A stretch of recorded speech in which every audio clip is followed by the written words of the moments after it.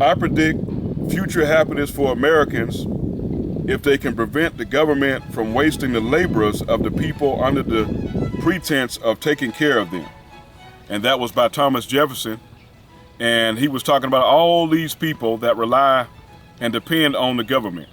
Now, we're not against people that are injured, that have put money into the system, people that deserve extra income for help with assistance. I'm talking about those that are looking for handouts for the government. And the founding fathers knew that depending on the government, on the federal government, or any government for that matter, it doesn't matter where you are, would mean the expansion of government. And so the expansion of government, big government, means a police state, means communism, means socialism. We're talking about over 60% of people voting against 40% of people. I'm talking about the majority. And just because a vote is a majority doesn't make the vote the right thing to do. Now, a free people ought not only be armed and disciplined, but they should have significant arms and ammunition to maintain a status of independence from any who might attempt to abuse them, which would include their own government. George Washington. Now, why would George Washington say that? Because he knew, just like many of the other founding fathers, how important it was for citizens to bear arms. Think about this. They had lived in European countries where tyranny was going on all the time. I mean, you had Napoleon, you had all of these people, King George, the first, the second, and you had all of this tyranny going on with big government. So many people depending on government, so many people worship the kings, the queens. Over in Europe, you had emperors. It was a monarch. Now think about this. What do governments do? What have governments done throughout history? You know, if you look at the history of government, which liberals don't like to get into when they talk about gun control, they're quick to call for gun control, but they don't want to look at the history of government and what the government has done to citizens that were not armed, with firearms. He said gun control is not about guns, but it's about control.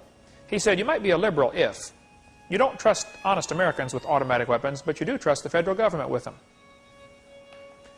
He said you might be a liberal if you think guns are the cause of crime, but you don't think matches are the cause of arson. Think about that. You might be a liberal if you think the death penalty is government-sanctioned killing, but you don't think a prison sentence is government-sanctioned kidnapping. That is a good one. You guys are a thinker. I love the way he thinks, you know. I said, wow, why didn't I think of that, you know? A Second Amendment to the Constitution was very clear. A well-regulated militia being necessary to the security of a free state. The right of the people to keep and bear arms shall not be infringed. So if Congress passes a law that bans people from owning machine guns, that law is null and void. It is a violation of the Second Amendment. A law is null and void from the moment it is passed if it violates the Constitution. So you don't have to wait until it's proven unconstitutional. It's unconstitutional right away. You cannot violate the Constitution. So no matter what laws they pass, it doesn't matter because the Constitution takes precedence over all of this. The purpose of the Second Amendment was not so we can go duck hunting.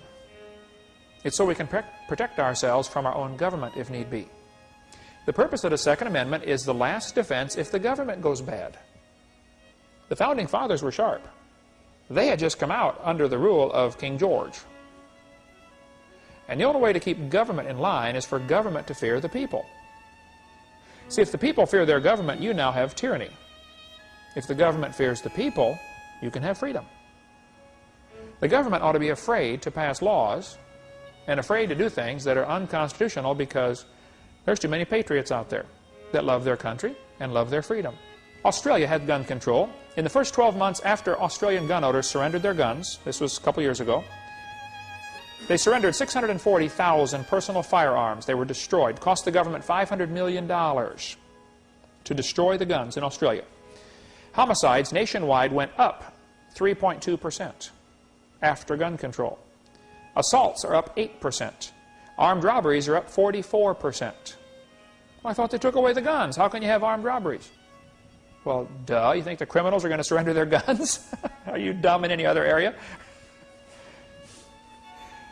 In the state of Victoria, homicides with firearms went up 300%. Figures over the previous 25 years show a steady decrease in armed robbery with firearms.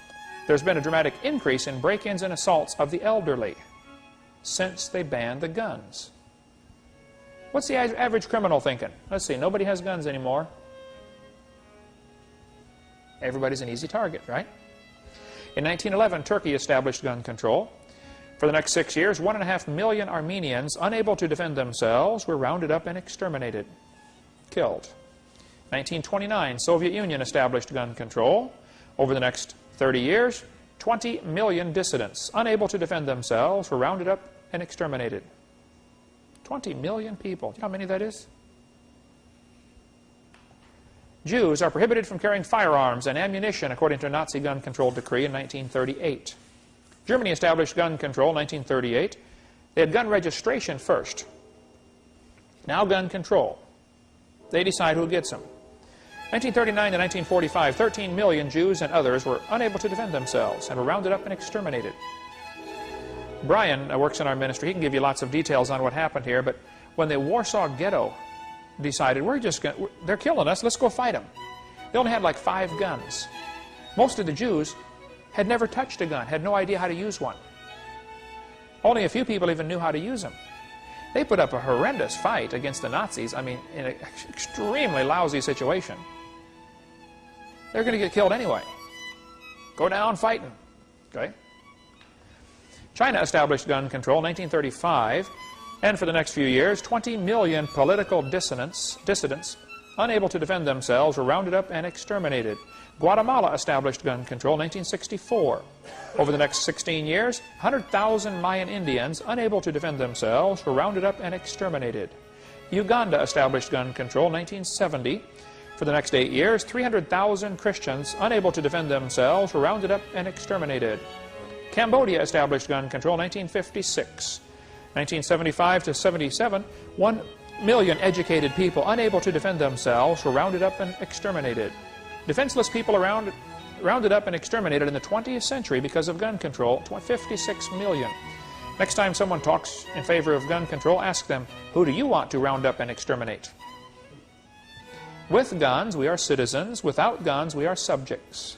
One of the best countries in Europe are the Swiss. And in Switzerland, it's required by law for every citizen to own firearms. Why? Because they knew that an armed population cannot be enslaved by a tyrant.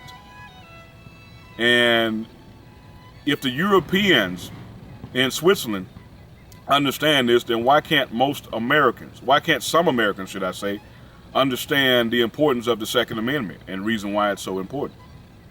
We are strong supporters of the Second Amendment, obviously, me and Keith. But it's so many people that we have come across that would like for us to live in the police state. Well, my thing to you is, why not move to Russia or communist China? They would welcome you there with open arms. I mean, you want to talk about, you want to live in a country where there's gun control, go to Germany.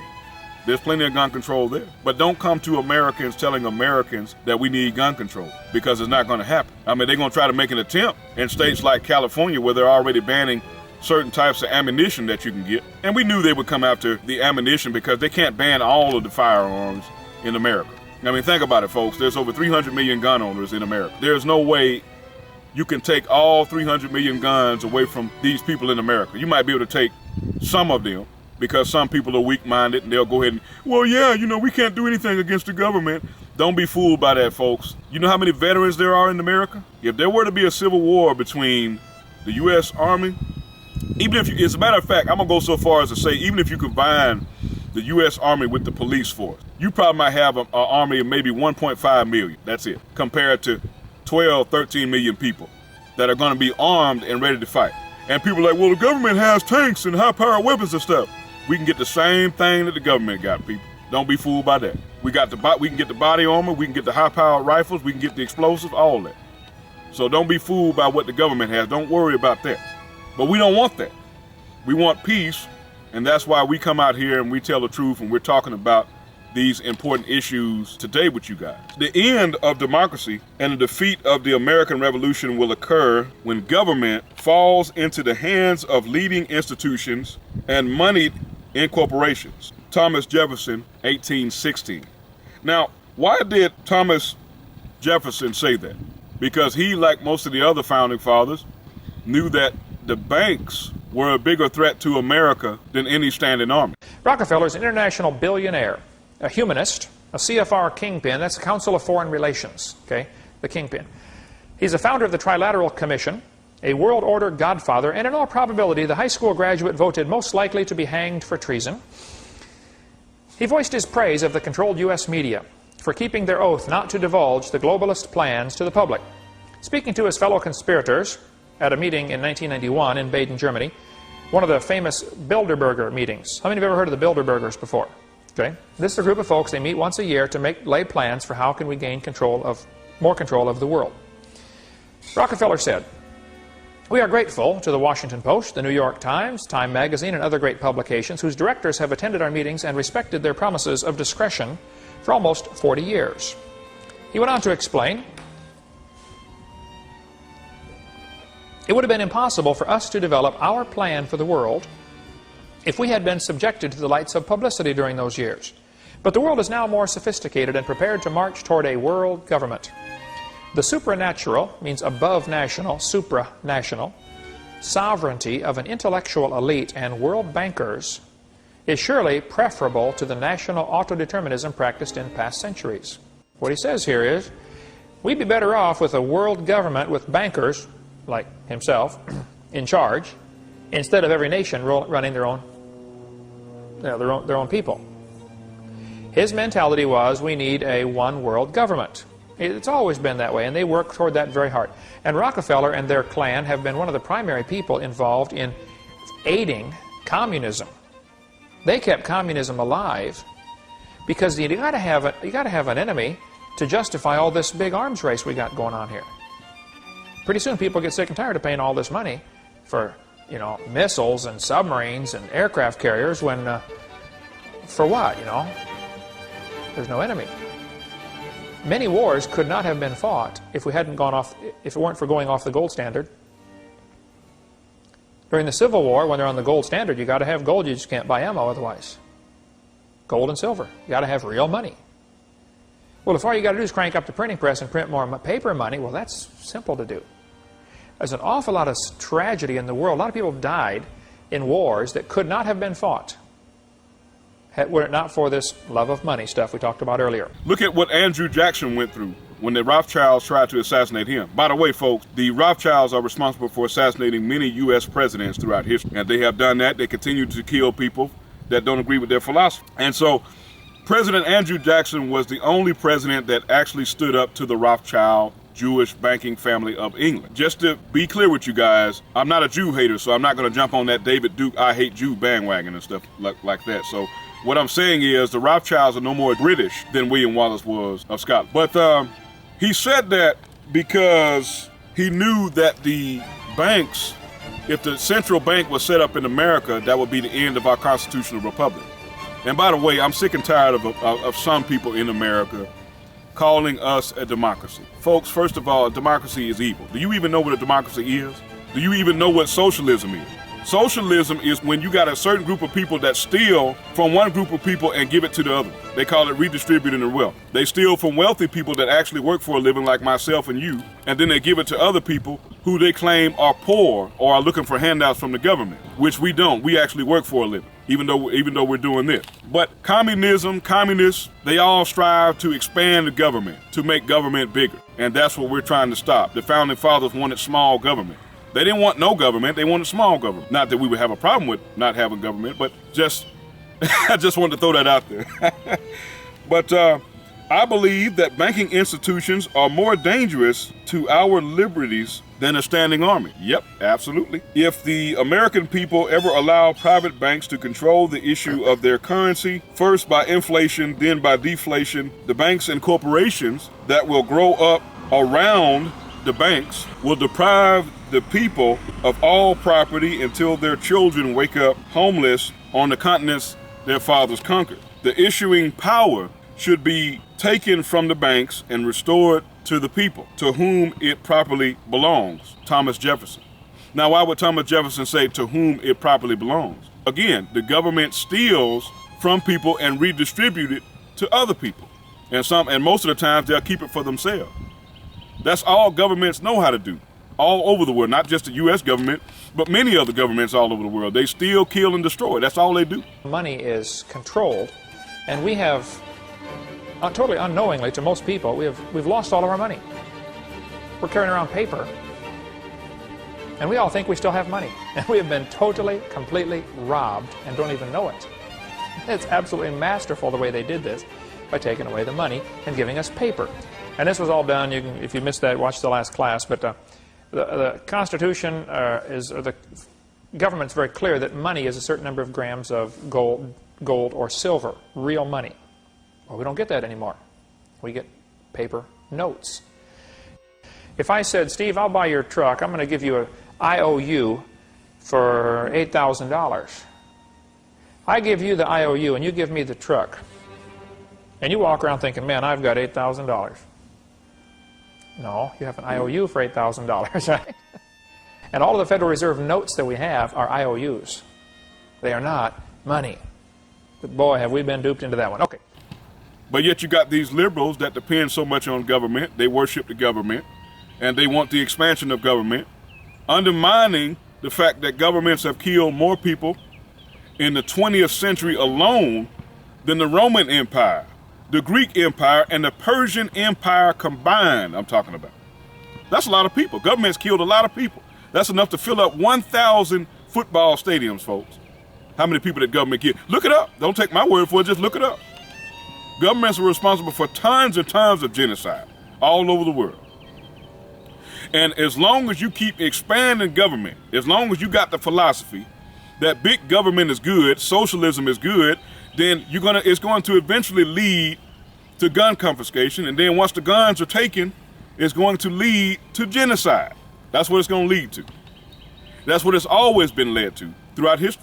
Just look at the history of government. How many people Stalin killed? How many people Mao Zedong killed? How many people that Hitler killed? And liberals always like to bring up the fact, well, Hitler killed 6 million Jews. He didn't just kill 6 million Jews. He killed anybody that didn't agree with his philosophy. That's who he killed. Anybody that didn't agree with his philosophy. Whether you was German, whether you was Norwegian, it doesn't make any difference. You disagreed with Hitler, you was killed. You was murdered. That's what he did to you. Not just the Jews. He killed anybody that didn't agree with his philosophy. He got his philosophy from evolution. He got his whole book. He got a whole book that he wrote, Mein Kampf, where he got his philosophy from Charles Darwin, origin, species, and favorite races. You know?